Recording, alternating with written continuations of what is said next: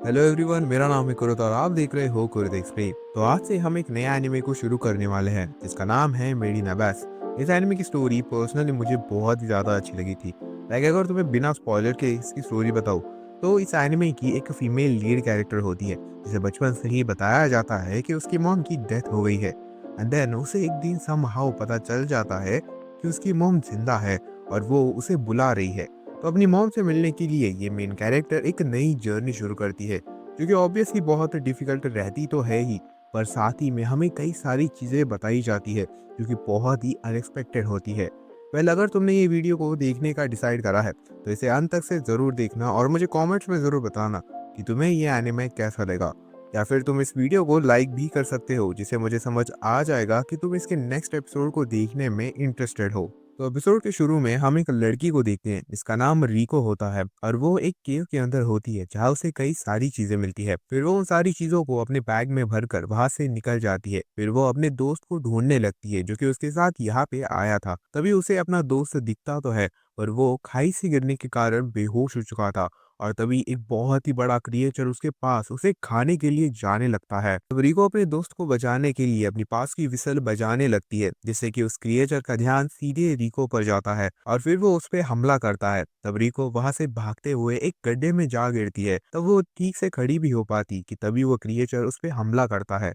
तब उसे बचकर रिको वहां से भागने लगती है पर जल्द ही वो रास्ता खत्म हो जाता है और उसके सामने एक बहुत ही बड़ी खाई आ जाती है। और तभी उसके पीछे वही क्रिएचर आ जाता है। तब रिको मदद के लिए चिल्लाने लगती है पर ऑब्वियसली उसे बचाने के लिए वहां पर कौन ही आ सकता था। खैर वो क्रिएचर उस पर हमला करता कि तभी दूर से एक आग का गोला आकर सीधे उस क्रिएचर को जा लगता है। और यह हमला बहुत ही पावरफुल था क्योंकि इस हमले से वो क्रिएचर वहां से भाग जाता है। तब रिको ये सब देखकर बहुत ही कंफ्यूज्ड और साथ ही में क्यूरियस हो जाती है कि आखिर वो हमला किसने करा होगा। तो ये जानने के लिए रिको उस डायरेक्शन में जाती है जहाँ से ये आग का गोला आया था। फिर कुछ देर तक उसी डायरेक्शन में चलते चलते उसे एक बच्चा दिखता है जो कि बेहोश था। तब रिको उसे ध्यान से देखती है और तब उसे पता चलता है कि वो बच्चा कोई ह्यूमन नहीं है बल्कि वो एक रोबोट है।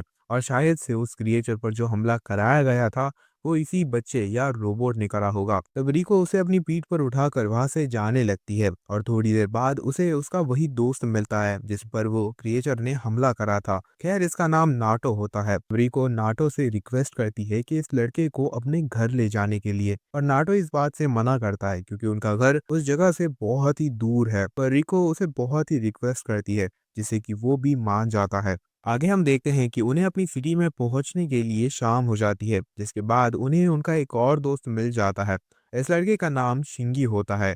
और तब उनकी बातों से हमें एक इम्पॉर्टेंट चीज़ें पता चलती है कि वो तीनों भी अनाथ हैं और अभी वो एक ऑर्फनेज स्कूल में रहते हैं।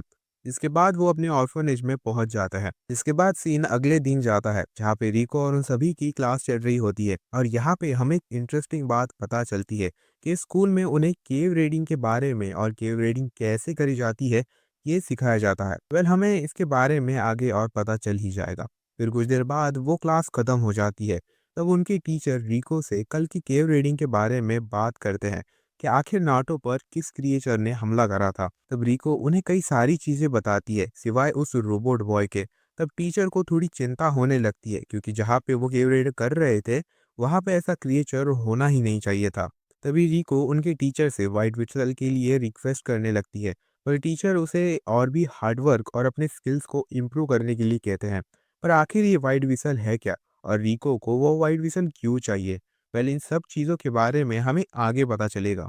जिसके बाद सीन सीधे रिको के रूम में जाता है जहाँ पे उसके साथ उसके दोस्त भी थे और वो सभी उसी रोबोट बॉय को उठाने की कोशिश कर रहे होते हैं क्योंकि वो अभी तक बेहोश ही था। तभी रिको उसे उठाने के लिए इलेक्ट्रिसिटी का झटका देने लगती है जिससे कि वो रोबोट बॉय होश में तो आ जाता है पर उस पूरे ऑर्फनेज की लाइट ही चली जाती है। खैर रिको उसे कई सारे सवाल पूछने लगती है कि वो कहाँ से आया है, उसका नाम क्या है और वो उस जगह पर बेहोश क्यों था। पर रोबोट बॉय को कुछ भी याद नहीं था, मतलब जो उसकी मेमोरी थी उसमें कुछ भी नहीं था। उसे अपना नाम भी नहीं पता होता और तो उसे ये भी नहीं पता है कि वो उस जगह पर आखिर कैसे बेहोश हो गया। तभी वहां पे शिंगे आता है और वो बताता है कि टीचर यहाँ पर ही आ रहे हैं क्योंकि उन्हें लगता है कि ऑर्फनेज की लाइट रिको की वजह से ही गई है और अब क्योंकि ये सच है इसलिए वो सभी डरने लगते हैं। और तब रिको पहले तो उस रोबोट बॉय पर चढ़ डालती है और उसके सभी दोस्त खिड़की से अपने अपने रूम में चले जाते हैं। तभी वहाँ पे उनके टीचर आ जाते हैं, इनका नाम जीरो होता है। तब उन्हें ये पूरा यकीन होता है कि लाइट जाने की वजह रिको ही है, क्योंकि इससे पहले भी रिको ने अपने एक्सपेरिमेंट की वजह से ऑर्फनेज की लाइट बंद करवाई थी। तब जीरो उसके रूम के अंदर चला जाता है, ये देखने के लिए कि वो इस बार कौन सा एक्सपेरिमेंट कर रही है। तभी वो उस चद्दर को भी हटाता है जहाँ पे पहले वो रोबोट बॉय था, पर अभी वो वहाँ पे नहीं होता है। पर उस रोबोट बॉय को छोड़कर भी उस रूम में कई सारी एक्सपेरिमेंट की चीजें थी, जिन्हें देखकर जीरो को ये यकीन हो जाता है। तो वो रिको को प्रिंसिपल के पास ले जाते हैं। तब हम उस रोबोट बॉय को देखते हैं जो कि रूम के छत में छुपा था। फिर वो नीचे आता है और यहाँ पर हम उसकी एक और पावर को देखते हैं, जहाँ पे वो अपने हाथों को रस्सी की तरह भी यूज कर सकता है। तभी वहाँ पे रिको आती है, और क्योंकि रिको अपनी पनिशमेंट बिना पूरी करके आई थी, इसलिए जीरो रिको को ढूंढते हुए उसके रूम में आ रहा होता है। तो वो रोबोट बॉय अपने हाथों को रस्सी की तरह यूज करके ऑर्फनेज से बाहर आ जाते हैं। के बाद रिको उसे अपने पीछे आने के लिए कहती है। यहाँ पे वो एक पहाड़ के ऊपर चढ़ रहे होते हैं। तब जाते जाते रिको उस रोबोट बॉय का एक नाम रखती है, रेक। तब रेक को भी अपना नाम पसंद आता है। कुछ देर के बाद वो एक जगह पर पहुंच जाते हैं और तभी सुबह हो जाती है। और क्योंकि वो एक पहाड़ के ऊपर थे, इसलिए वो नज़ारा बहुत ही खूबसूरत दिख रहा था, जिसे रेक बस देखता रहता है। फिर वो रिको से उस गड्ढे के बारे में पूछता है जिसके चारों ओर ये शहर बसाया हुआ है। तब रिको उसे बताती है कि उस गड्ढे का नाम अबास है, इसमें कई सारी रहस्यमयी और अनमोल चीजें हैं, पर उन्हें ढूंढकर उस अबास से बाहर निकालना उतना ही मुश्किल होता है, क्योंकि ये अबास बहुत ही गहरा और कई सारी पावर से भरा हुआ है, इसलिए उसमें बस एक्सपीरियंस्ड केव रेडर ही जाते हैं। फिर आगे रिको उसे बताती है कि जरूर से वो इस अबास की गहराइयों में से ही आया होगा, क्योंकि उसके जैसा रोबोट इस पूरी दुनिया में तो नहीं है। फिर आगे हम देखते हैं जहाँ पे शिंगी बता रहा होता है कि कैसे एक ह्यूमन जब अबास में केव रेड करके वापस ऊपर धरती पर आता है, तब वो ह्यूमन बीमार हो जाता है। पर ये बीमारी आखिर कितनी बड़ी है, इसका अंदाजा ऐसे होता है कि वो ह्यूमन अबास के कितने अंदर या कौन सी लेयर तक गया होगा। जैसे अगर वो पहली लेयर तक गया होगा, तब उसके दिमाग में थोड़ा दर्द होने लगता है। देन सेकेंड लेयर में उसे थोड़े हेल्थ इश्यूज होने लगते हैं। फिर फोर्थ लेयर में उसे बहुत ज़्यादा पेन होगा। एंड सिक्स लेयर में या उससे भी नीचे अगर वो ह्यूमन गया, तो वो अपनी ह्यूमैनिटी को भी खो सकता है और शायद से वो मर भी सकता है। तब आगे शिंगी एक और किताब निकालता है जिसमें वो सारी चीज़ें होती हैं जो इंसानों ने केव रेड करते समय अबास में मिली थी। और उस पूरी किताब के अंदर रेक के बारे में या किसी रोबोट बॉय के बारे में कुछ भी नहीं लिखा होता। तब वो रिको से रेक के फीचर्स के बारे में पूछता है। तब रिको बताती है कि रेक को चलने के लिए किसी इलेक्ट्रिसिटी की ज़रूरत नहीं है, और उसके पास दो पावर्स हैं। पहली ये कि वो अपने हाथ को 40 मीटर तक एक्सटेंड कर सकता है, और दूसरी पावर है कि वो एक आग का गोला बना सकता है, और वो इतना पावरफुल बन जाता है कि उससे वो एक बहुत ही बड़े पत्थर को भी आसानी से काट सकता है। पर इस पावर को कैसे यूज करा जाता है ये रेक को नहीं पता। और जो उसकी स्किन है वो ह्यूमन स्किन जैसी ही है, पर उसकी स्किन एक ब्लेड को भी रोक सकती है। और जो उसके बॉडी में मेटल्स के पार्ट्स हैं वो किसी मिस्टीरियस मटेरियल से बने हैं। तब जिंगी कहता है कि रेक के बारे में या उसकी पावर्स के बारे में इस किताब में कुछ भी नहीं लिखा, यानी ये भी हो सकता है कि रेक अबास की पूरे हिस्ट्री का सबसे वैल्यूएबल होगा। इसलिए हम रेक की सच्चाई किसी को भी नहीं बता सकते, क्योंकि अगर रेक के बारे में किसी को भी पता चला तो इससे कई दिक्कतें हो सकती है। पर फिर रेक आखिर कहाँ पे रह सकता है, क्योंकि वो स्कूल में तो इतने दिन तक छुप कर नहीं रह सकता, और साथ ही में उसकी आइडेंटिटी के बारे में किसी को भी नहीं पता चलना चाहिए। तभी शिंगी एक आइडिया देता है, जिसके बाद की सीन अगले दिन जाता है। तब रेक अकेले ही जीरो टीचर के पास जाता है और उन्हें केव रेडर बनने के बारे में कहता है। तब जीरो रेक से उसकी फैमिली के बारे में पूछते हैं। तब रेक शिंगी ने बताई हुई बातें जीरो को कहता है कि उसकी फैमिली में उसकी बहन ही थी, पर वो भी कुछ दिन पहले ही चल बसी। जीरो उसके दोनों हाथ के बारे में पूछता है, क्योंकि उसके दोनों भी हाथ मेटल्स के थे, जिसके जवाब में वो कहता है कि उसका एक्सीडेंट हुआ था जिसके कारण उसे ये मेटल्स के हाथ। तब जीरो उसके हाथों को ठीक से देखता है, जिसे उन्हें ये तो समझ आ जाता है कि रेक के हाथ इतने पावरफुल तो है जिसे कि वो केव रेडिंग कर सकता है। देन वो उसे प्रिंसिपल के पास ले जाता है। तब प्रिंसिपल भी उसे यहाँ का एडमिशन दे देती है, जिसके बाद की कुछ दिन बीत जाते हैं, जहाँ पे रेक उस इन्वायरमेंट में धीरे धीरे घुलने लगता है। फिर एक दिन हम देखते हैं कि सिटी के सारे लोग, जिसमें रिको और रेक भी होते हैं, तो वो सब अब्बास के पास में होते हैं किसी का तो इंतजार करते हुए। तभी अब्बास से कुछ लोग बाहर आते हैं और ये लोग केव रेडर होते हैं। खैर इनके कैप्टन जिनका नाम हाबो होता है, उनके हाथों में एक वाइट विसल थी और उस विसल को देखकर सभी लोग बोलने लगते हैं कि ये विसल लेजा की है। तब ये सुनकर रिक थोड़ा कंफ्यूज हो जाता है। तब वो रिको से इसके बारे में पूछता है। तब रिको शॉकिंग फेस के साथ बताती है कि वो विसल मेरी मॉम लेजा की है। फिर आगे हमें केव रेडर के रैंकिंग सिस्टम के बारे में बताया जाता है, जहाँ पे हर एक केव रेडर के गले में एक वाइड विसल होती है जो कि उनकी रैंक बताती है। जैसे सबसे शुरुआत वाली रैंक रेड कलर में होती है, क्योंकि रिको शिंगिया और नाटो के पास है। देन ब्लू कलर की विसल होती है और फिर उसके बाद पर्पल कलर की एंड देन ब्लैक कलर की विसल और फिर आखिर में होती है वाइट विसल।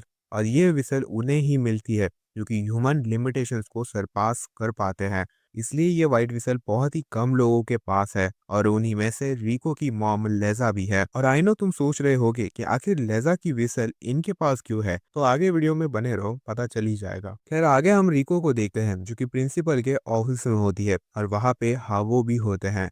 तब हावो कहते हैं कि व्हाइट विसल का यूज उसका असली ओनर ही कर सकता है और इसके कारण वो व्हाइट विसल हमारे किसी काम की नहीं है, इसलिए वो लेजा की व्हाइट विसल रिको को दे देते हैं। तब इससे रिको थोड़ी शॉक हो जाती है पर वो उनका शुक्रिया अदा करती है। फिर आगे हाबो उसे बताते हैं कि इस विसल के साथ लेजा के कुछ डॉक्यूमेंट्स भी उन्हें मिले हैं और उनका अभी एग्जामिन चल रहा है, पर जब वो काम खत्म हो जाएगा तब वो उन डॉक्यूमेंट्स को देख सकती है। जिसके बाद रिको एक सुनसान जगह पर जाके उसी विसल को देख रही होती है।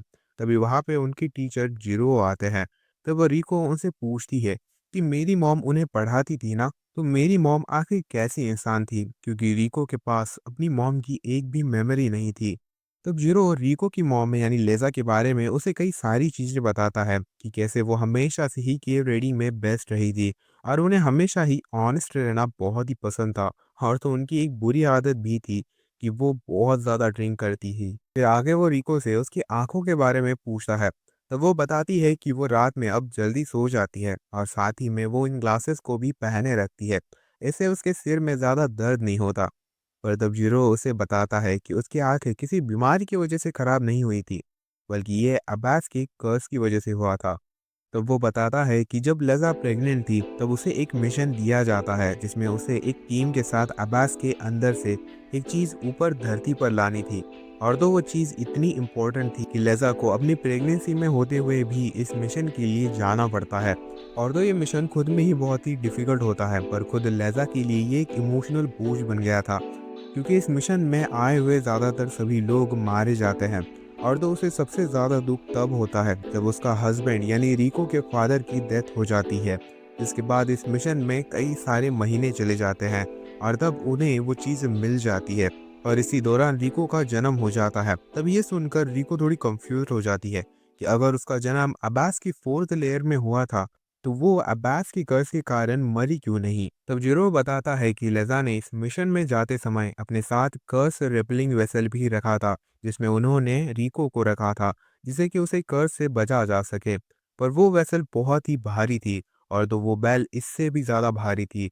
और अब सबसे बड़ी प्रॉब्लम ये थी कि लेजा के साथ एक ही मेंबर था, इसलिए एक तो वो वेसल को अपने साथ ली जा सकती थी या फिर इस चीज को जिसे ढूंढते समय कई सारे लोग मारे गए थे। पर तब लेजा वेसल को ही चूज कर दिए, क्योंकि ऑब्वियसली उसने अपना सब कुछ खो दिया था और वो अब अपनी बेटी को ऐसे मरने के लिए पीछे नहीं छोड़ सकती थी ना। इसलिए वो उस चीज को जिसका नाम अनहिरड बेल था, उसे वही रख कर वो उस वेसल के साथ ऊपर चले जाते हैं। तब उस वेसल की वजह से रिको ऊपर सही सलामत तो पहुंच जाती है, पर उस कर्ज के कारण उसकी आंखें थोड़ी खराब हो जाती है। इसके बाद सीन चेंज होता है और हम अगले दिन को देखते हैं जहाँ पे रिको ऑर्फनेज में साफ सफाई कर रही होती है। तभी वहाँ पे जीरो आता है और उसे बताता है कि उसे परमिशन मिल चुकी है लैला के उन डॉक्यूमेंट्स को देखने की, तो वो जा सकती है। और तो रिको अकेली जाएगी, इसलिए टीचर रे को भी उसके साथ जाने के लिए कहते हैं। तभी सीन सीधे केव रेडर के गिल्ड में जाता है जहाँ पे एक आदमी उन दोनों को उन डॉक्यूमेंट्स के पास ले जाता है। तब रिको अपनी मॉम के डॉक्यूमेंट्स देखने लगती है। तभी वो एक अनएक्सपेक्टेड डॉक्यूमेंट देखती है जिसमें रिक जैसे ही एक रोबोट की तस्वीर होती है। बस फर्क इतना होता है कि उस डॉक्यूमेंट के रोबोट ने कई सारे गैजेट्स पहने हुए थे और तो उनमें से आधे भी गैजेट्स रिक के पास नहीं थे।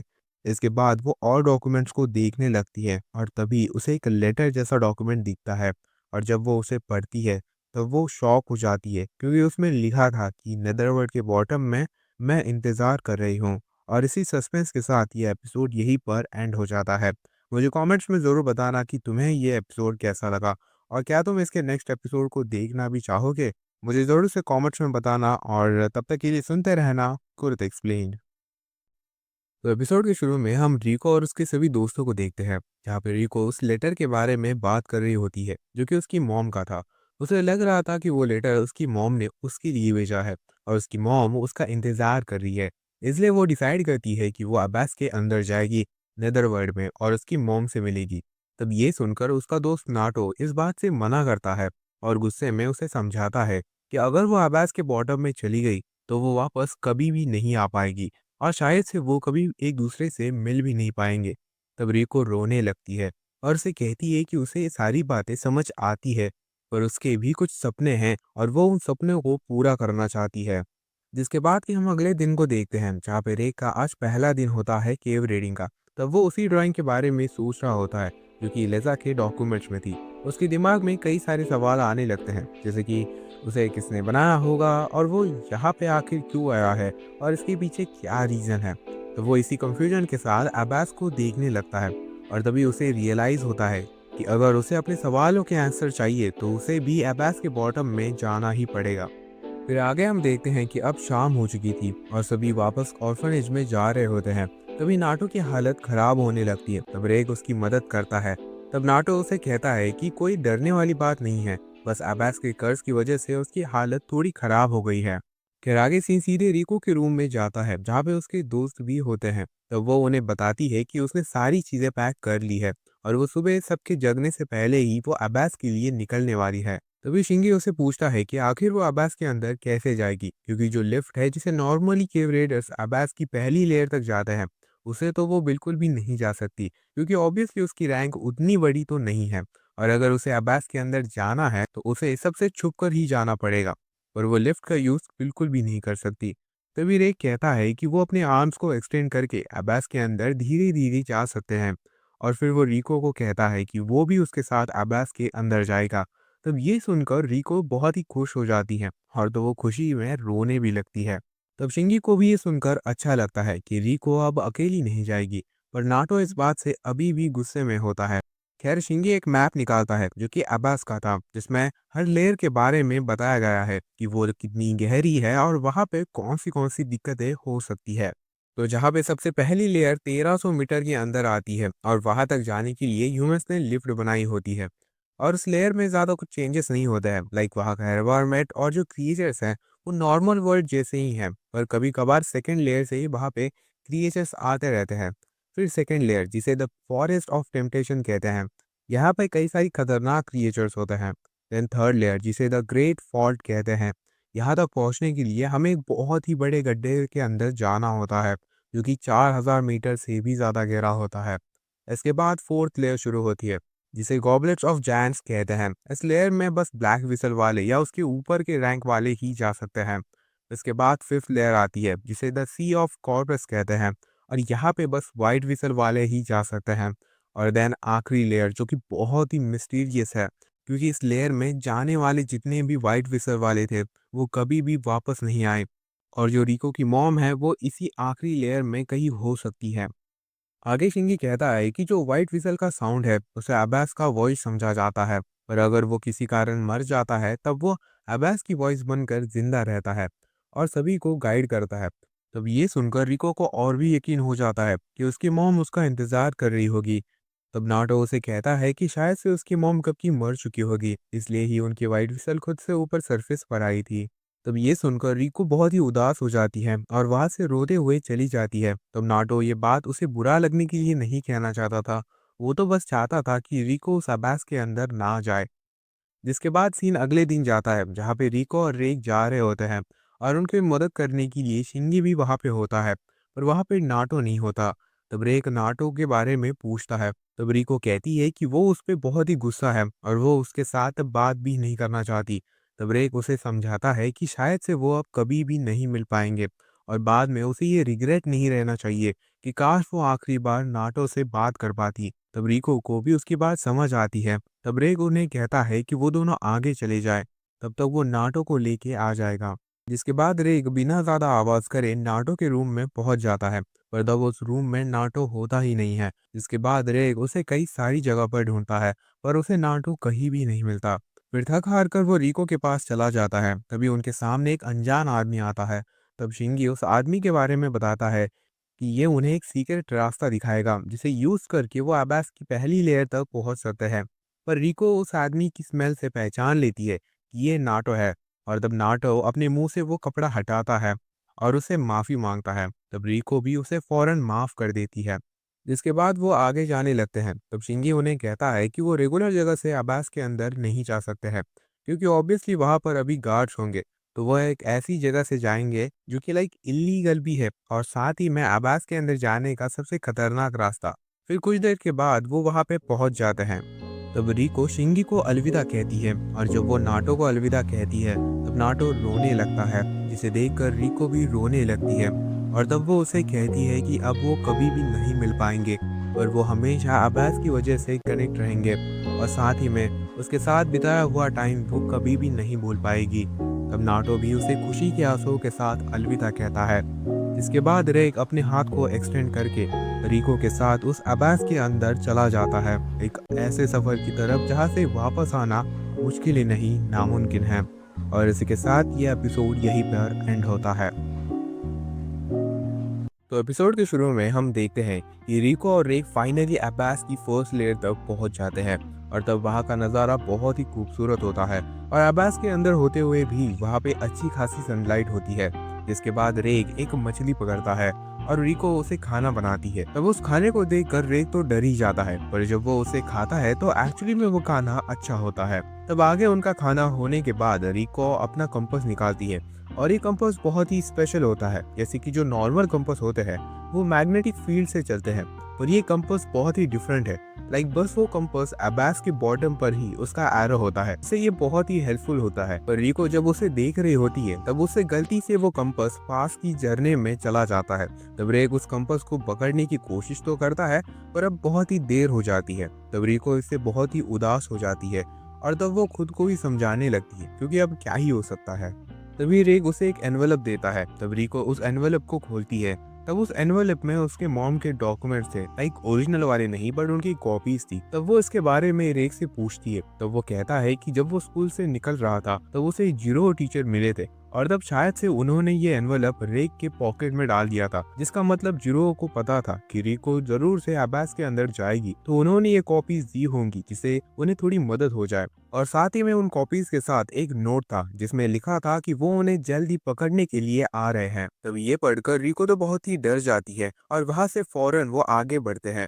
तब बहुत देर चलने के बाद वो finally second layer the forest of temptation के एंट्रेंस गेट तक पहुंच जाते हैं। तब इतनी देर चलने की वजह से रिको थक गई थी, इसलिए वो गेट के थोड़ी दूर ही रेस्ट लेते हैं। तभी रेक को कुछ अजीब सा महसूस होने लगता है। तब रेक दूर से ही किसी केव रेडर को देखता है जो कि उनकी तरफ ही आ रहा था। तब रेक रिको को गेट के अपोजिट यानी दूसरे रास्ते से ले जाता है, इस उम्मीद में कि उस केव रेडर को उनके बारे में पता नहीं चलेगा। तब वो दोनों कई देर तक भागने के बाद वो कुछ देर एक जगह पर रुकते हैं। तब रेक आसपास देखता है कि क्या कोई उनका पीछा तो नहीं कर रहा, पर जब रेक ऊपर देखता है तब उसके सामने एक केव रेडर होता है। तब रेक बहुत ही शॉक हो जाता है और सोचता है कि आखिर इतनी स्पीड किसी आम केव रेडर की तो हो ही नहीं सकती। तभी वो केव रेडर उनके सामने आ जाता है, और ये खुद ब्लैक विसल होल्डर हाबो होते हैं। तब हाबो उन्हें कहते हैं कि वो यहाँ पे उन्हें रोकने के लिए या उन्हें वापस ले जाने के लिए नहीं आए हैं, वो तो यहाँ पर नाटो और शिंगी की वजह से आए हैं। तभी सीन पास्ट में जाता है जहाँ पे शिंगी और नाटो हाबो को रिको और रेक के बारे में सब कुछ बता रहे होते हैं, और तब वो उनसे रिक्वेस्ट करते हैं कि वो उनके पास जाए और उन्हें सेकेंड लेयर के कैंप तक छोड़ आए। और ये कैंप केव रेडर के लिए एक रेस्टिंग स्पॉट जैसा होता है, पर हाँ वहां पे जाना उतना ही डिफिकल्ट होता है। तब आगे वो दोनों रेक के बारे में भी उन्हें सब कुछ बता देते हैं, जिसे सुनकर हावो थोड़ा इंटरेस्ट लेते हैं और रेक को देखने के लिए वो यहाँ पे आए होते हैं। फिर तब उन्होंने रेक को देख लिया था, तब वो उन्हें कैंप में ले जाने वाले थे जिससे कि वो उनका प्रॉमिस पूरा कर सके। पर रिको उनसे माफी मांगती है और उन्हें टीचर ने दिए हुए वो नोट दिखाती है, और वह कहती है कि जीरो टीचर ने उनकी एग्जाम ले रहे हैं और शायद से ये उनकी आखिरी एग्जाम है जिसे उन दोनों को कंप्लीट करनी है। तब हावो भी सारी बात समझ जाते हैं। तब हावो रिको को बताते हैं कि अभी जिस कैंप में वो जाने वाली है वहाँ की गार्डियन जिसका नाम ओजेन है उसने ही ये लेजा के डॉक्यूमेंट्स और व्हाइट विसल ढूंढी थी। और साथ ही में जब उसका जन्म अब्बास के अंदर हुआ था तो उसकी मॉम के साथ ओजेन ही थी जिसने उस भारी वेसल को उठाकर ऊपर सरफेस तक लाया था। ओजेन ने कई सारे अच्छे काम करे हुए हैं पर वो एक बहुत ही मिस्टीरियस पर्सन है। तब वो जब उनसे मिले तो पहले से ही प्रिपेयर्ड रहे, जिसके बाद वो उन दोनों को गले लगाते हैं और तब वो रेक को कहते हैं कि वो रिको का ख्याल रखे। जिसके बाद वो दोनों हाबो को अलविदा करते हैं और अपने आगे के सफर के लिए निकल जाते हैं। फिर कुछ देर के बाद वो अब्बास की सेकेंड लेयर यानी फॉरेस्ट ऑफ टेम्पटेशन तक पहुंच जाते हैं और साथ ही में जीरो की एग्जाम भी कंप्लीट कर पाते हैं। फिर आगे वो दोनों कैंप की तरफ जा रहे होते हैं पर तभी रेक को किसी ह्यूमन की आवाज आने लगती है जो कि मदद मांग रहा था। तभी वो दोनों उस आवाज का पीछा करते हैं।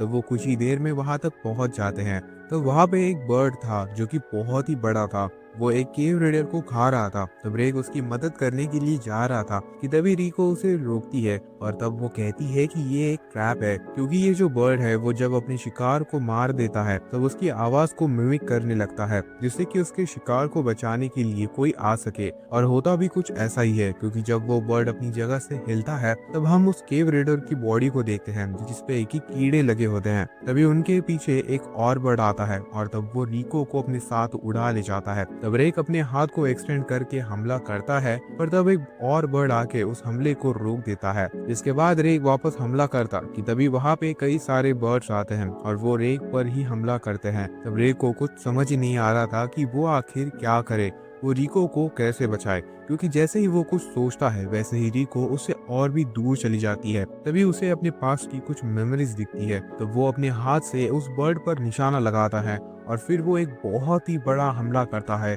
उसका हमला इतना बड़ा था कि उस बर्ड को वो हमला लगा ही और वहां के पेड़ों और पत्थरों को भी डिस्ट्रॉय करता है। तब रिको को जिस बर्ड ने पकड़ कर रखा था वो इस हमले में मारा जाता है जिससे कि रिको नीचे गिरने लगती है पर तब रेक उसे जैसे तैसे करके बचा लेता है। वैसे रिको को कोई चोट नहीं लगती है पर वो अभी बेहोश थी। तब रेक उसके हमले से हुई तबाही को देखता है जिसे देखकर वो बहुत ही शॉक और साथ ही में वो डर जाता है। तब उसके अंदर बस एक सवाल होता है कि आखिर वो है कौन। वेल इस सीन को देखकर अगर तुम्हें डोरेमोन की किसी मूवी की याद आ रही हो तो मुझे कमेंट्स में उस मूवी का नाम जरूर बताना। खैर तब आगे रिको को होश आता है पर तब रेग ने उसके आधे कपड़े निकाल दिए थे। तब रेग उसे समझाता है कि वो बहुत देर से बेहोश ही थी तो वो चेक कर रहा था कि उसे क्या कोई चोट तो नहीं लगी है और साथ ही में उसके कपड़े भी खराब हो गए थे जिसके कारण उसने उसके कपड़े निकाल दिए थे। तब रिको कहती है कि उसे इतना शर्माने की कोई जरूरत नहीं है और वैसे भी वो एक रोबोट है और साथ ही में उसने मेरी जान भी बचाई थी। तभी उसका ध्यान रेक के हमले से हुई तबाही पर जाता है। तब वो उसे पूछती है कि क्या ये उसने करा है। इसके जवाब में रेक कहता है कि उस टाइम पे वो खुद को कंट्रोल ही नहीं कर पा रहा था। तब रिको इसके अटैक से बहुत ही खुश हो गई थी। तब वो इस अटैक का एक नाम भी सोचती है, कैनन। और तब रेक कहता है कि वो कैनन को कंट्रोल नहीं कर पाता और तो रिको इस हमले में मर भी सकती थी। तब रिको उसे समझाती है कि इस कैनन की वजह से उसकी 2 बार जान बची है। और अगर तुम्हें याद ना हो तो पहले एपिसोड में रेग ने कैनन से ही रिको को उस क्रिएचर से बचाया था और फिर वो उसे मोटिवेट करती है कि वो इस हमले को कंट्रोल करके उसे मास्टर भी कर सकता है।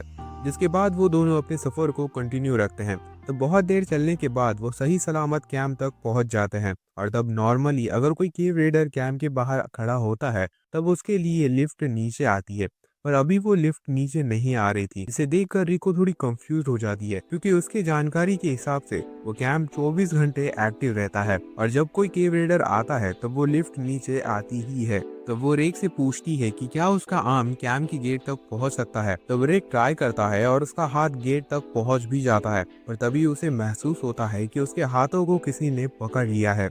और तब हम उस औरत को देखते हैं जिसने रेक के हाथों को पकड़ कर रखा होता है और तो इस औरत के पास व्हाइट विसल भी होती है और तभी हमें इस औरत का नाम बताया जाता है, ओजेन। और ये वही ओजेन है जिसके बारे में हमें हाबो ने बताया था कि वो बहुत ही मिस्टीरियस औरत है जो कि कई 100 सालों से जिंदा है। एपिसोड की शुरुआत पिछले एपिसोड के एंडिंग से होती है जहाँ पे ओजेन उन दोनों को कैंप के अंदर आने देती है। जिसके बाद वो दोनों ओजेन के सामने टेबल पर बैठे होते हैं और तब ओजेन को रिको के बारे में सब कुछ पता होता है और सरप्राइजिंगली उसे रेक के बारे में भी पता होता है। और ओजेन आखिर रेक को कैसे जानती है, इसके बारे में हमें ज़्यादा बताया नहीं जाता। खैर तब रिको उसे अपने और रे के बारे में बताती है। फिर वो कहती है कि मेरा जन्म जब अब्बास के अंदर हुआ था, तब उस कर्स रेबलिंग वेसल को ऊपर सरफेस तक लाने के लिए आपका बहुत बहुत शुक्रिया था। तब इसके जवाब में ओजन कहती है कि वो वेसल बहुत ही भारी थी, जिसके कारण उन्होंने उस प्रीशियस बेल को पीछे छोड़ दिया था। तब ये कहते हुए ओजन बहुत ही क्रीपी सी स्माइल करती है। खैर तब आगे वो कहती है कि रेड विसल के रैंक वालों को इस जगह पर आना अलाउड नहीं है। तब रिको उसकी मॉम का वो डॉक्यूमेंट या लेटर देती है जिसमें लिखा था कि वो नेदरवर्ल्ड में इंतजार कर रही है। तब उस लेटर को वो ओजेन को दिखाती है और कहती है कि ये लेटर मेरी मॉम ने मेरे लिए लिखा है। तब ओजेन इसके बारे में कुछ ज्यादा कहती नहीं है, पर वो उन्हें यहाँ रहने की परमिशन दे देती है क्योंकि वो भी इंटरेस्टेड होती है ये देखने के लिए कि आखिर कैसे रेड विसल वाले अब्बास की इस लेयर में कितने दिनों तक सरवाइव कर पाएंगे। जिसके बाद ओजेन के असिस्टेंट रिको और रे को ब्लू विसल देती है और तब ओजेन कहती है कि वो दूसरे केव रेडर्स को ये एक्सप्लेन नहीं करना चाहती है कि आखिर यहाँ पे रेड विसल वाले क्यों हैं। क्या जब तक वो यहाँ पे हैं वो इस विसल का यूज कर सकते हैं और उसके बदले में वो लेजा की व्हाइट विसल अपने पास रखती है। जिसके बाद मारुको जो कि ओजेन की असिस्टेंट है, वो उन्हें रूम दिखाती है और जब उनका नहाना हो जाता है तो वो उनके लिए खाना लाती है। जिसके बाद वो तीनों बहुत देर तक बातें करते हैं और तब मारुको भी बहुत खुश होती है अपनी एज के बच्चों के साथ बात करके। तब आगे वो तीनों सो जाते हैं और तभी आधी रात को रिको जग जाती है। तब उसे वॉशरूम जाना था तो वो टॉयलेट ढूंढ रही होती है, पर तभी उसे एक रूम से कुछ अजीब सी आवाजें आ रही होती है। तब वो उस रूम को देखने के लिए चली जाती है। तभी उसके सामने एक बहुत ही अजीब सा क्रिएचर होता है और ये क्रिएचर भी नहीं लग रहा था क्योंकि ना ही इस क्रिएचर का कोई सिर था और ना ही कोई पेट। इसे देखकर रिको तो बहुत ही डर जाती है। तो वो वहां से भाग जाती है और सीधे रेक के बिस्तर में सो जाती है। जिसके बाद सीन अगले दिन जाता है जहाँ पे रिको ने बिस्तर गीला कर दिया था और तब वो मारुको से माफी मांगती है। तो वो कहती है कि उसने कल रात को टॉयलेट ढूंढने की कोशिश करी थी पर वहां पे उसने भूत देखा था, और फिर जब वो उस भूत को डिस्क्राइब करने लगती है तो वो और भी ज्यादा डर जाती है। खैर तभी वहां पे ओजेन आती है और तब वो कहती है कि वो उसे कुछ बताना चाहती है जो कि हाबो ने भी नहीं बताया होगा, और अगर उसे ये बात जाननी है तो वो उसके पीछे आए। या तो अच्छा रहेगा कि वो कल रात की बात भूल जाए और शायद से वो यहाँ पे उस क्रिएचर के या उस भूत के बारे में कह रही थी। तब रेग रिको का हाथ पकड़ता है और उसे थोड़ी हिम्मत देता है, जिसके बाद वो दोनों ओजेन के पीछे चले जाते हैं। तब जाते जाते ओजेन उसे पूछती है कि क्या वो सही में लजा से मिलने उसके पीछे जा रही है, जिसके जवाब में रिको हाँ कहती है कि उसकी मॉम ने उसे बुलाया है। तब ओजेन उसे लेजा की वाइट विसल दिखाते हुए कहती है कि लेजा तो मर चुकी है, तो क्या अब उसकी जर्नी यहाँ पे खत्म हुई। तब रिको उसे पूछती है कि आखिर उसे उसकी मॉम के वो डॉक्यूमेंट्स और वो वाइट विसल कहाँ पे मिली थी। तो ओजेन क्रीपी सी स्माइल के साथ रिको को कहती है कि उसे ये सब लेजा की ग्रेव में मिला था, जिसे सुनकर रिको उसे वही लेटर दिखाती है। तब वो कहती है कि वो तो लेजा की हैंडराइटिंग भी नहीं है और साथ ही में लेजा ऐसा कभी भी नहीं लिख सकती। और तब ओजेन रिको को बहुत ही अजीब तरीके से घूरती है और उसे पूछती है कि अब उसका क्या रीजन है अब्बास की बॉटम में जाने का। तब रिको कहती है कि वो खुद जाकर देखेगी, और इसके जवाब में ओजेन कहती है कि क्या वो वहां पे जाकर अपनी मॉम की ग्रेव को खोदेगी। और तब रिको कहती है कि आखिर रिक जैसा उस डॉक्यूमेंट में जो मिस्टीरियस फिगर है, उस फिगर का क्या कनेक्शन है। तो ओजेन कुछ नहीं कहती है और आगे बढ़ती है, जिसके बाद वो सभी एक रूम के अंदर चले जाते हैं और तभी ये एपिसोड यहीं पे एंड हो जाता है। एपिसोड के शुरू में हम हाबो को देखते हैं जहाँ पे वो अब्बास को देखकर ये उम्मीद कर रहे होते हैं कि ओसेन रिको को वेसल के बारे में कुछ भी नहीं कहेगी। जिसके बाद सीन चेंज होता है और हम ओजेन को देखते हैं जहाँ पे उसके साथ रेक और रिको भी होते हैं और वो एक रूम के अंदर जाते हैं। उस रूम के अंदर एक बहुत ही बड़ा एक ऐसा क्यूब होता है। तो ओजेन अपनी विसल को बजाती है जिससे कि वो क्यूब खुल जाता है और इस क्यूब का नाम कर्स रिपलिंग वेसल होता है। और हाँ, ये वही वेसल है जिसकी वजह से रिको की जान बची थी। तब ओजेन उस वेसल के बारे में बताती है कि इस वेसल के अंदर कोई भी लिविंग क्रिएचर्स रखा तो वो जिंदा रहेगा और उसे कोई कर्स भी नहीं लगेगा, और ये जानकारी आदि ही है। तो वो रिको का शुक्रिया अदा करती है क्योंकि उसकी वजह से ही उसे इस वेसल के बारे में सारी चीजें पता चली। तब वो रिको को बताती है कि जब उसका जन्म अब्बास के अंदर हुआ था तो वो उसी दिन उसी टाइम पर मर चुकी थी। तब लेजा के कहने पर उसकी डेड बॉडी को इस वेसल में रखा गया था। और जब हम ऊपर सरफेस पर पहुंच गए थे और हमने जब वेसल को खोला तब वो जिंदा थी और ये बात उसे कल रात को ही याद आई थी, इसलिए मैंने उस वेसल के अंदर बचा हुआ मीट डाला था और तो उसके अंदर भी जान आ गई थी। पर पता नहीं क्यों वो अब्बास के बॉटम में जाने की कोशिश कर रहा था। तब ओजेन रिको से इसके पीछे का रीजन पूछती है, क्योंकि वो दोनों भी एक जैसे ही है, उन दोनों को भी अब्बास की बॉटम में ही जाना था। तब ओजेन की इतनी सारी बातें सुनकर रिको खुद में ही शॉक हो जाती है और तो ओजेन उसके और भी करीब आने लगती है। तब रेक बीच में आता है और ओजेन को रोकता है। तब ओजेन रेक के हाथ पकड़ लेती है और कहती है कि उसे पता है कि रेक अब सब कुछ भूल चुका है और तब इससे पहले उसे कुछ याद आए वो उसे मार देगी। तभी रेक अपने आर्म को एक्सटेंड करके उस पर हमला करता है, पर यह हमला ओजेन के सामने कुछ भी नहीं होता, बल्कि वो उसके पैर पकड़ती है और उसे जोर से नीचे पटक देती है और तो वो इसे इतने जोर से पटकती है कि वहां की जमीन अंदर धंस जाती है। तब रिको ओजेन को रोकने जाती है, पर तब ओजेन उसके सिर पर बहुत ही जोर से मारती है, जिससे कि रिको सीधे पिछली दीवार पर जा लगती है।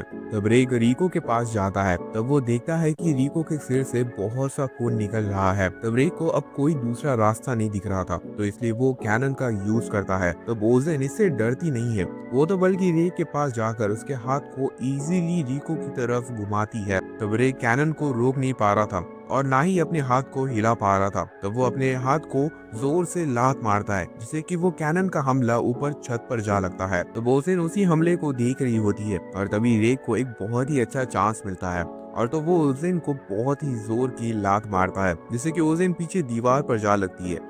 पर ओजेन को इस अटैक से कुछ भी ज्यादा फर्क नहीं पड़ता, जिसके बाद वो रेक को बहुत ज्यादा मारती है, जिससे कि उसकी हालत इतनी खराब होती है कि वो बेहोश हो जाता है। तभी रिको को होश आने लगता है और जब वो रेक को उस हालत में देखती है तब वो रोने लगती है। तभी ओजेन रेक को नीचे पटक देती है और उसके पेट पर कई सारे हमले करने लगती है।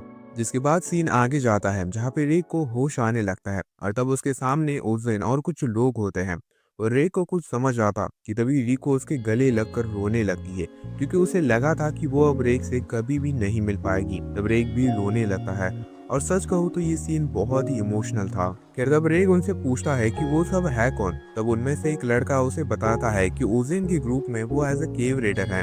तब वो आगे कहता है कि उन सभी को ओजेन ने कुछ टाइम के लिए छुपने के लिए कहा था, पर तब मारू को उनके पास आई और उन्हें यहाँ पे आना पड़ा। और फिर वो ओजेन को कहता है कि वो उन बच्चों का टेस्ट लेना चाहती थी, पर उसने कुछ ज्यादा ही नहीं करा। तब ये सुनकर रिक कहता है कि क्या फिर ये सब एक नाटक था।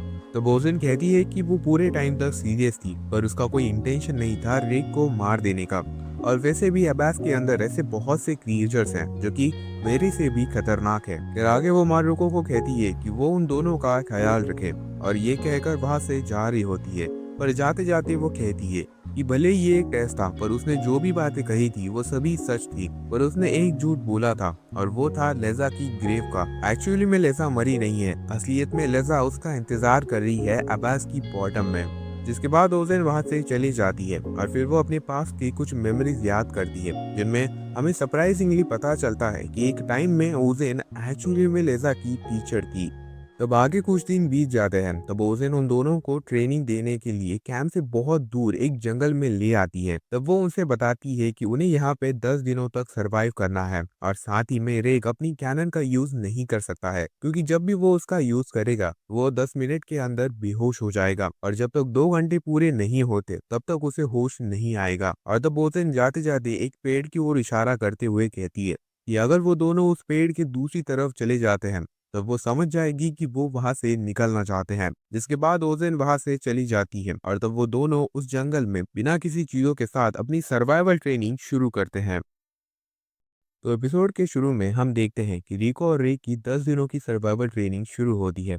तब वो सर्वाइवल तो अच्छे से करते हैं, पर उन दोनों में जो कम्युनिकेशन और जो अंडरस्टैंडिंग है वहाँ पे थोड़ी दिक्कत होती है, क्योंकि उस जगह पर सनलाइट नहीं आती, तो वहाँ पे अंधेरा ही रहता है, जिसके कारण जब वो दोनों एक दूसरे से दूर चले जाते हैं तब वो वापस मिल नहीं पाते हैं। तब आगे 5 दिन पूरे होते हैं, तब वो दोनों प्लान बना रहे होते हैं जिससे कि वो वहाँ के एक खतरनाक जानवर को मार सके। जिसके बाद वो दोनों एक अच्छा सा प्लान बनाते हैं और उस प्लान को अच्छे से एग्जीक्यूट भी करते हैं, जिससे उस जानवर को वो मार पाते हैं। और ये सब दूर से ओजेन भी देख रही होती है। तब हम आगे देखते हैं जहाँ पे अब पूरे 10 दिन बीत चुके थे और उन दोनों की सर्वाइवल ट्रेनिंग भी कंप्लीट हो गई थी। जिसके बाद वो दोनों कैंप में चले जाते हैं। तब मारुको उनका स्वागत करती है। तब वो दोनों नहा लेते हैं। जिसके बाद मारुको उन्हें बताती है कि ओजेन उनके साथ खाना खाना चाहती है। जिसके बाद वो तीनों एक साथ खाना खाते हैं। तो ओजेन उन दोनों को अब्बास की एक इंटरेस्टिंग बात बताती है कि कई साल पहले ओजेन कुछ दिनों के लिए अब्बास के फिफ्थ लेयर में रुकी थी, और जब वो वापस ऊपर सरफेस पर गई थी तब वहां पे उसे पता चला कि वो कई महीनों से फिफ्थ लेयर में ही रुकी है। यानी जो अब्बास के बॉटम की जो टाइमलाइन है वो थोड़ी मेस्ड अप है। फिर आगे वो कहती है कि ऊपर सरफेस के 10 साल जब बीत चुके होंगे तब अब्बास के बॉटम में कुछ ही साल बीते होंगे। तो इसका मतलब लेज़ा अभी भी जिंदा होगी, वो भी सही सलामत। तब ये सुनकर रिको तो बहुत ही खुश हो जाती है, और खुशी में वो ओजेन के गले मिलने जा रही होती है। पर शायद से ओजेन को ये सब पसंद नहीं होता। फिर आगे वो उन्हें वार्निंग देती है कि फिफ्थ लेयर में 3 वाइट विसल वाले लोग हैं जो कि उनके साथ कुछ भी कर सकते हैं, इसलिए वो फिफ्थ लेयर में ज्यादा टाइम तक ना रुके। तब आगे उनका खाना हो जाता है। तब ओजेन उन्हें अपने पीछे आने के लिए कहती है, और तब वो उन्हें पिकैक्स देती है, और ये पिकैक्स लेज़ा की है। तो बोजेन कहती है कि ये पिकैक्स कई हद तक खराब हो चुकी है, जिससे कि उसका फुल यूज 3 से 4 बार ही हो सकता है। तो वो उन्हें प्रॉमिस करती है कि वो उन्हें इस वेपन का यूज करना सिखाएगी।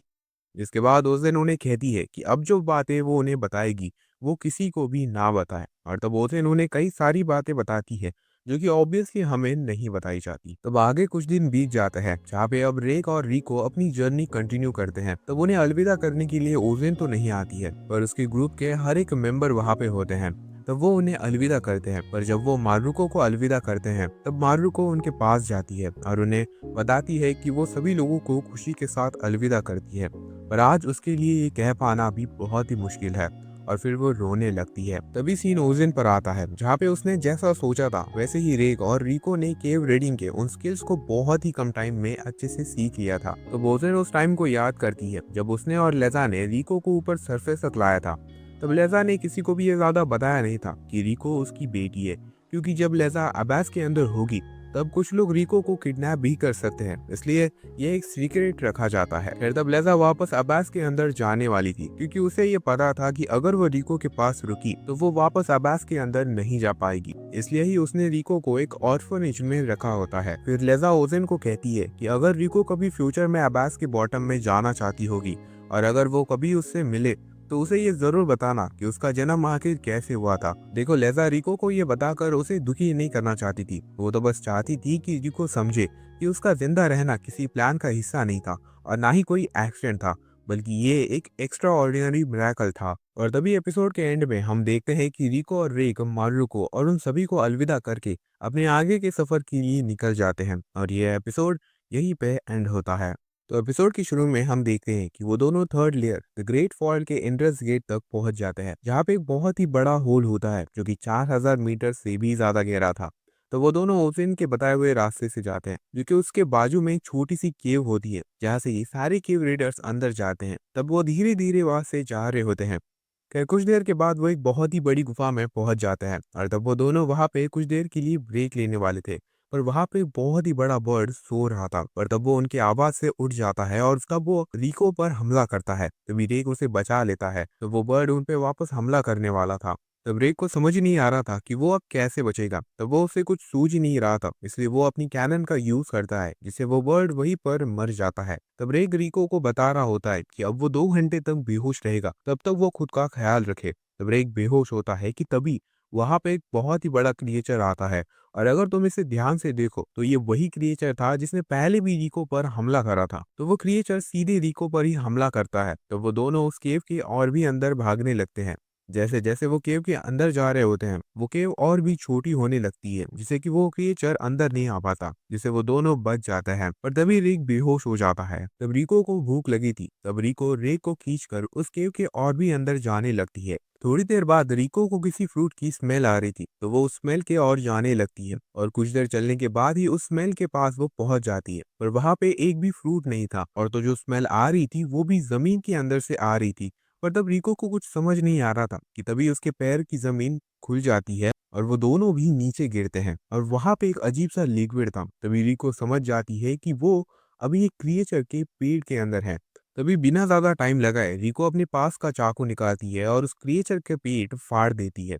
तो वो दोनों सही सलामत बाहर आ जाते हैं, पर तब उनके चारों ओर छोटे छोटे क्रिएचर आ जाते हैं। तब रिको समझ जाती है कि जब वो उस क्रिएचर के पेट में थी, उन दोनों के शरीर से उसी फ्रूट की स्मेल आ रही होगी। तभी वो छोटे क्रिएचर्स उन दोनों पर हमला करते हैं, पर तब रिको जैसे तैसे करके रेक के साथ वहां से भाग जाती है। फिर कुछ देर के बाद वो एक बहुत ही बड़ी केव के अंदर पहुंच जाते हैं। तब रिको बहुत ज्यादा थक गई थी, तो वो वहां पे लेट जाती है कि तभी वहां पे एक बहुत ही बड़ा क्रिएचर आ जाता है, जिसे देखकर रिको तो बहुत ही फ्रस्ट्रेट हो जाती है। और तब वो गुस्से में उसी पिकैक्स को निकालती है जो कि ओजे ने दी थी। तो वो उस पिकैक्स के साथ लड़ने के लिए रेडी हो जाती है, पर तभी रेक होश में आ जाता है और सारी चीजें समझकर वो रिको से पिकैक्स लेता है और उस पिकैक्स का फुल पावर के साथ यूज करके उस क्रिएचर पर मारता है, जिससे उस क्रिएचर को बहुत ज्यादा चोट लगती है और वो वहां से भाग जाता है। फिर रिको रे के पास जाती है और उसे कहती है कि अगर वो उसके साथ नहीं आता तो खुद से ये सफर वो कभी पूरा नहीं कर पाती, और फिर वो उसे थैंक यू कहती है उन सभी चीजों के लिए जो कि रेग ने उसके लिए की थी। खैर, एपिसोड के एंड में हम देखते हैं कि वो दोनों फोर्थ लेयर गॉबलेट्स ऑफ जायंट तक पहुंच जाते हैं और तभी ये एपिसोड यहीं पे एंड होता है। तो एपिसोड के शुरू में हम देखते हैं कि वो दोनों फोर्थ लेयर में पहुंच जाते हैं। तब उस लेयर में कई सारे पेड़ होते हैं जो कि नंबर्स में बहुत ही सारे थे, और उन हर पेड़ के ऊपर पत्तों में कोई तो लिक्विड होता है। पर जब रेग उसके अंदर जाता है तब पता चलता है कि वो बस नॉर्मल पानी है जो कि थोड़ा सा गर्म है। खैर, तब वो आगे बढ़ते हैं, पर क्योंकि वो पानी गर्म होने के कारण वहां पे अच्छा खासा फॉग बन गया था, जिसके कारण उन दोनों को बहुत ही प्रॉब्लम हो रही थी। और तब रेग को महसूस होता है कि उनके पीछे कोई तो है, और जब वो पीछे देखता है तो वहां पे एक बहुत ही बड़ा क्रिएचर होता है। तब रिको कहती है कि उस क्रिएचर के शरीर के जो कांटे हैं वो पॉइजनस है, और इसी क्रिएचर ने 100 से भी ज्यादा केव रेडर्स को मार दिया है, जिनके पास बड़ी रैंक और कई सालों का एक्सपीरियंस था। तब रेक रिको को उठाकर वहां से भागने लगता है, पर वो क्रिएचर बहुत ही तेज होता है और वो कुछ ही टाइम में वो क्रिएचर उन दोनों के सामने आ जाता है और उन पे हमला करता है। तब रेक उस हमले को डॉज करने लगता है, पर उस क्रिएचर का कांटा उसकी बैक पर लग जाता है, जिससे कि वो बैक फट जाती है और साथ ही में जो पिकैक्स थी वो भी दूर गिरती है। तो वो क्रिएचर अपने कांटों को और भी बड़ा करता है और उन पे हमला करता है। तो रेक को कौन सी तो चीज मिलती है जिसे वो एज अ शील्ड यूज करता है, जिससे कि उस क्रिएचर के जो कांटे थे उनसे वो बच जाता है। पर जब रेक रिको को देखता है तब वो बहुत ही शॉक हो जाता है, क्योंकि उस क्रिएचर का एक छोटा सा कांटा रिको के हाथ में लग जाता है, जिससे कि वो पॉइजन रिको के शरीर में जाने लगता है। तब रेक पहले तो उस कांटे को निकालता है और उसके बाद उसके हाथ पर एक रस्सी से बांध देता है, जिससे कि जो पॉइजन है वो उसके शरीर में ना जाए। जिसके बाद रेक सोचने लगता है कि आखिर वो यहाँ से कैसे निकलेगा। वो ये भी सोचता है कि वो कैनन का यूज करेगा उस क्रिएचर को मारने के लिए, पर ये ख्याल वो छोड़ देता है क्योंकि उसके बेहोश होने के बाद रिको खुद को कैसे ही संभाल पाएगी। तभी वो क्रिएचर उनके ऊपर हमला करता है। तब रेक अपने हाथ को ऊपर एक्सटेंड करता है, जिससे कि वो ऊपर के एक पेड़ की खाई को पकड़ लेता है और फौरन से वो दोनों ऊपर चले जाते हैं और फाइनली वो उस क्रिएचर से बच जाते हैं। तब हम आगे देखते हैं जहाँ पे रेक रिको को एक सरफेस पर लेटाता है। तब रिको कहती है कि जब वो उसके शरीर से वो पॉइजन निकालेगा तो वो उसकी ब्लीडिंग को भी रोक ले, पर वो अपने वर्ड्स को कंप्लीट भी कर पाती कि तभी उसकी आंखों से, कान से, मुंह से और नाक से कई सारा खून निकलने लगता है। तब रेक पहले तो खुद को शांत करता है और तब वो उसके चेहरे से ब्लड को साफ करता है, और फिर वो उसके हाथ को देखता है जो कि नॉर्मल साइज से बहुत ही बड़ा हो चुका था। तब रेक चाकू निकालता है। तभी रिको उसे बताती है कि पहले वो बोन को तोड़ दे और फिर चाकू का यूज करके उसके हाथ को काट दे। तब रेक अपने दिल को संभाल कर पास के एक पत्थर को उठाता है, और तब वो रिग्रेट कर रहा होता है कि काश उस टाइम पे उसने रिको को उस शील्ड से पूरी तरह से बचा दिया होता, या फिर उस क्रिएचर को वो पहले ही अपनी कैनन से मार देता। पर अब ये बातें सोचने का कुछ भी मतलब नहीं था। तो वो खुद को जैसे तैसे संभाल कर वो रिको के हाथ को तोड़ देता है।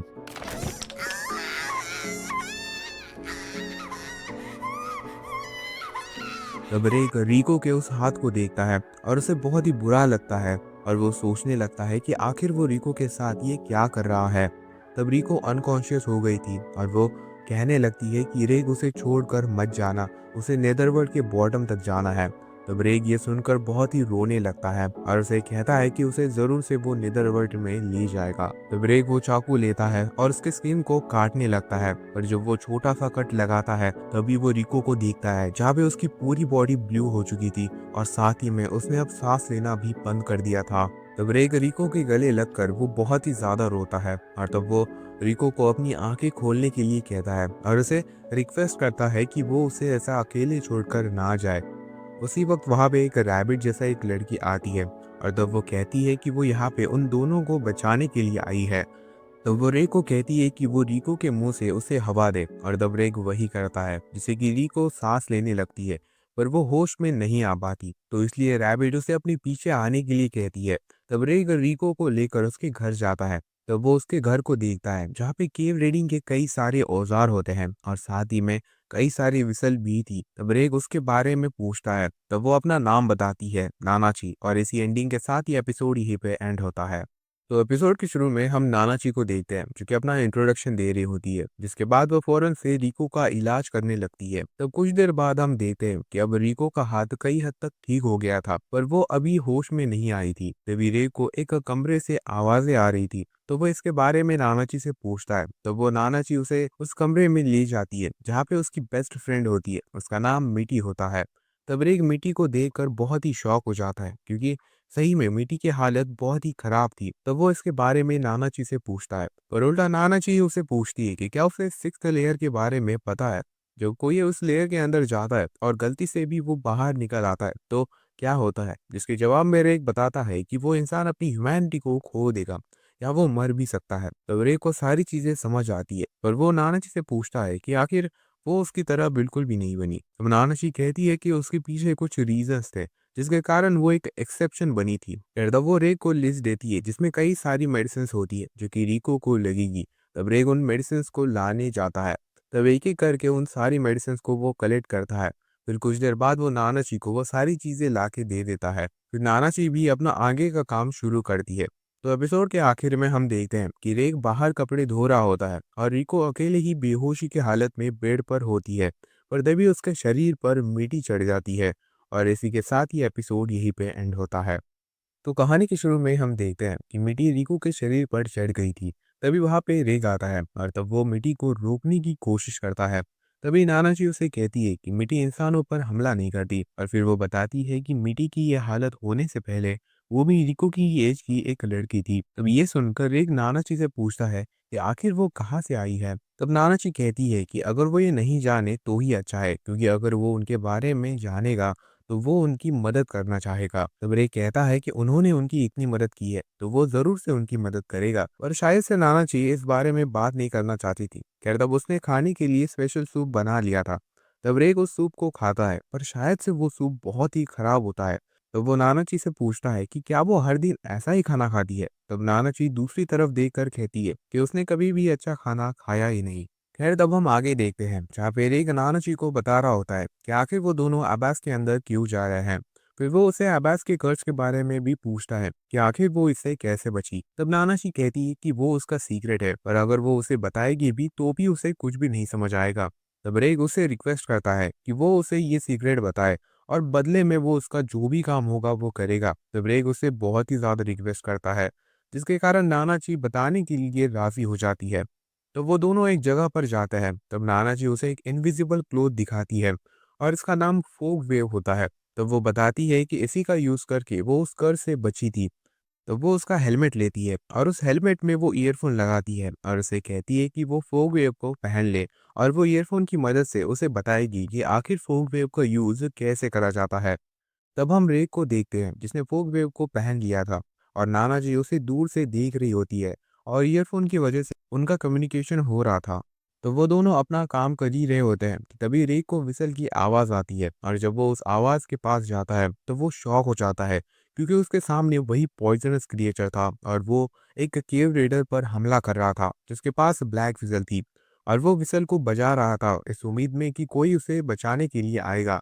तो वो केव रेडर ये देखकर शॉक हो जाता है कि एक बच्चा इस लेयर में क्या कर रहा है, और तब वो रेक को वहां से भागने के लिए कहता है। तब दूर से नानाची भी ये सब देख रही होती है। तो वो रेक को कहती है कि ये एक बहुत ही बेहतर चांस है फॉग वेव का यूज करने का, और साथ ही में वो उस केव रेडर को भी बचा सकता है। फिर वो उसे बताती है कि अब जब वो जैसा कहेगी वैसे ही उसे करना है, जिससे कि वो उस क्रिएचर को हरा सके। तब नानाची उसे कहती है कि पहले वो उस क्रिएचर के सेंटर में जो रेड कलर का पार्ट है उसे पकड़े। तब रेक पहले तो डर रहा होता है पर नानाजी की बात पर भरोसा रखकर वो उस पार्ट को पकड़ लेता है। तब नानाची उस पार्ट के बारे में बताती है कि उसी की पार्ट की वजह से वो क्रिएचर आसपास की फोर्स को सेंस कर पाता है। और अगर तुम्हें शॉर्ट टर्म में समझाओ तो वो उस क्रिएचर की आंखें हो सकती है। और तब हम ये देख भी पाते हैं कि उस पार्ट को पकड़ने की वजह से वो क्रिएचर बहुत ही गुस्सा हो जाता है। और गुस्से में वो क्रिएचर रेक के शरीर पर उसके पॉइजनस कांटों से हमला करता है। पर तब यहाँ पे वो फॉग वेव की वजह से बच जाता है। तभी नानाशी कहती है कि वो अपने हाथ को एक्सटेंड करके उसे पकड़ ले। और तब रेक वही करता है, जिसके बाद रेक उस टाइम को याद करता है जब रिको को उस पॉइजन के कारण बहुत ही पेन में थी। और तब ये सब याद करके वो फुल पावर के साथ कैनन का यूज करता है। और तब ये हमला देखकर नानाची भी शॉक हो जाती है। तब उस हमले से और साथ ही में वहाँ पे गर्म पानी भी था, जिसके कारण वहाँ पे बहुत ही फॉग बन जाता है। पर जब वो फॉग हट जाता है तो वो क्रिएचर वहाँ पे नहीं होता। इसे देखकर रिक थोड़ा शॉक हो जाता है कि आखिर वो उसके हमले से कैसे बचा। और वो अपने आजू बाजू देखने लगता है कि वो क्रिएचर कहाँ से हमला करेगा। तब नानाची कहती है कि वो क्रिएचर 80% तक डैमेज हो गया है, तो इसके कारण वो यहाँ पे वापस शिकार करने के लिए नहीं आएगा।